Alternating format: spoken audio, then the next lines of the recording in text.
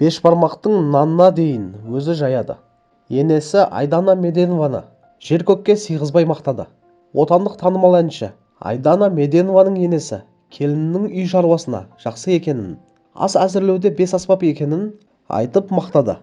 Келіні бешбармақты әзірлеуде алдына жан салмайтынын, қамырын да өзі даярлайтынын айтты. Бұл туралы Стан.кз ақпарат агенттігі Жұлдызды уикенд бағдарламасына сілтеме жасап хабарлайды.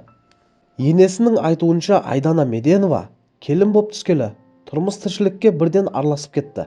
Ас үй шаруасына қолғабыс жасап, кейін ештеңеге қарамастан барлығын бір өзі тындырып әкеткен. Бешбармақты жақсы істейді, нанын өзі жаяды, сатып алғанды, дайын дүниені ұнатпайды, дейді анасы. Ал құрметті көрермендер, қалайсыздар, жағдайларыңыз қалай, бәрі жақсы ма?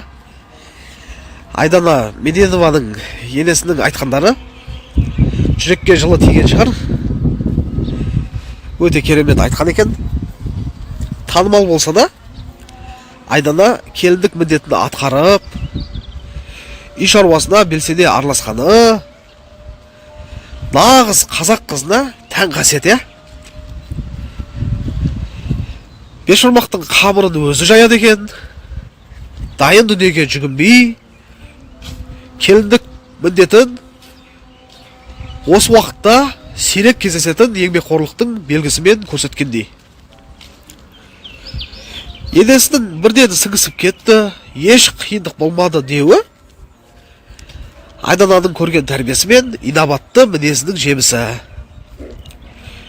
Келін болып бір отбасының ғана емес, тұтас әулеттің берекесін кіргізу үлкен жауапкершілік қашанда. Ал ол жауапкершілікті Айдана абыроймен атқарып жүр екен.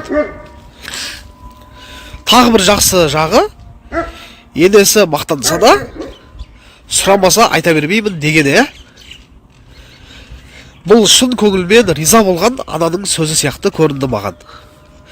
Осындай келін мен ене арасындағы түсіністік, сыйластық кез келген отбасына үлгі боларлық жағдай деп ойлаймын.